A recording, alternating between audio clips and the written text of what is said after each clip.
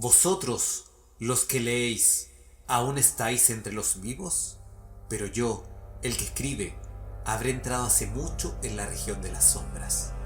Pues en verdad ocurrirán muchas cosas, y se sabrán cosas secretas, y pasarán muchos siglos antes de que los hombres vean este escrito, y cuando lo hayan visto, habrá quienes no crean en él, y otros dudarán, mas unos pocos sabrán que encuentren razones para meditar frente a los caracteres aquí grabados con un estilo de hierro. El año había sido un año de terror y de sentimientos más intensos que el terror, para los cuales no hay nombre sobre la tierra, pues habían ocurrido muchos prodigios y señales, y a lo lejos y en todas partes, sobre el mar y la tierra, se cernían las negras alas de la peste.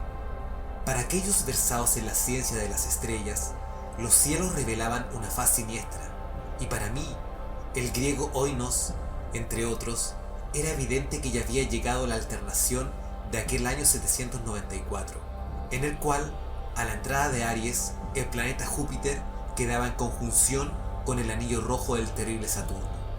Si mucho no me equivoco, el especial espíritu del cielo no solo se manifestaba en el globo físico de la Tierra, sino en las almas, en la imaginación y en las meditaciones de la humanidad.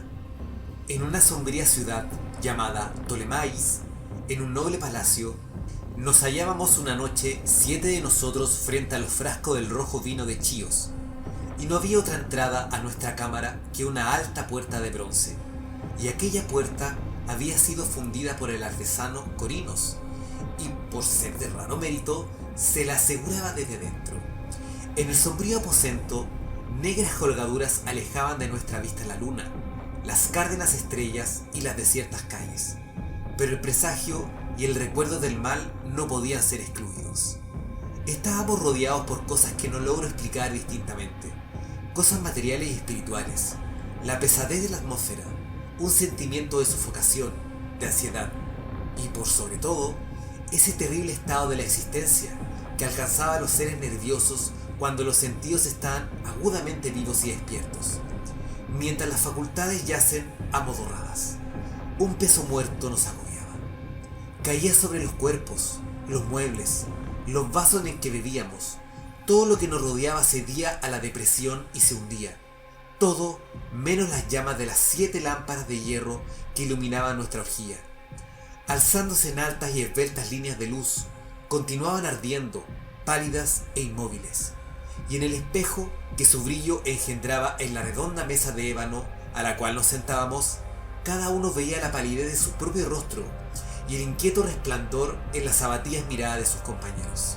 Y, sin embargo, reíamos y nos alegrábamos a nuestro modo, lleno de histeria, y cantábamos las canciones de Anacreonte, llenas de locura, y bebíamos copiosamente, aunque el purpúreo vino nos recordaba la sangre.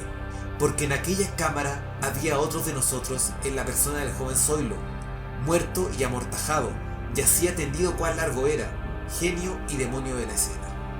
Ay, no participaba de nuestro regocijo, pero su rostro, convulsionado por la plaga, y sus ojos, donde la muerte solo había apagado a medias el fuego de la pestilencia, parecían interesarse en nuestra alegría, como quizás los muertos se interesaban en la alegría de los que van a morir. Mas aunque yo, oinos, sentía que los ojos del muerto estaban fijos en mí, me obligaba a no percibir la amargura de su expresión, y mientras contemplaba fijamente las profundidades del espejo de ébano, cantaba en voz alta y sonora las canciones del hijo de Teos. Poco a poco, sin embargo, mis canciones fueron callando, y sus ecos perdiéndose entre las tenebrosas colgaduras de la cámara. Se debilitaron hasta volverse inaudibles y se apagaron del todo. Y he aquí que de aquellas tenebrosas colgaduras, donde se perdían los sonidos de la canción, se desprendió una profunda e indefinida sombra. Una sombra como la que la luna, cuando está baja, podría extraer del cuerpo de un hombre. Pero esta no era la sombra de un hombre o de un dios, ni de ninguna cosa familiar. Y después de temblar un instante, entre las colgaduras del aposento, quedó, por fin, a plena vista sobre la superficie de la puerta de bronce. Mas la sombra era vaga e informe, indefinida, y no era la forma de un hombre o de un dios, ni un dios de Grecia, ni un dios de Caldea, ni un dios egipcio. Y la sombra se detuvo en la entrada de bronce, bajo el arco del entablamiento de la puerta, y sin moverse, sin decir una palabra, permaneció inmóvil.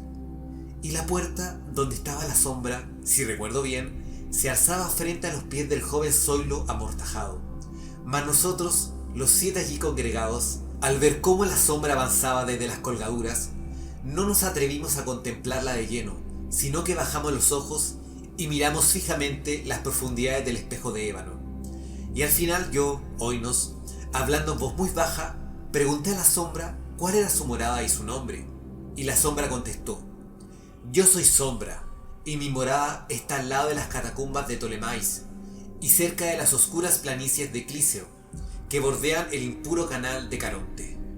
Y entonces los 7 nos levantamos llenos de horror y permanecimos de pie temblando, entremecidos, pálidos, porque el tono de la voz de la sombra no era el tono de un solo ser, sino el de una multitud de seres, y variando su cadencia de una sílaba a otra, penetraba oscuramente en nuestros oídos con los acentos familiares y harto recordados de 1000 y 1000 amigos muertos.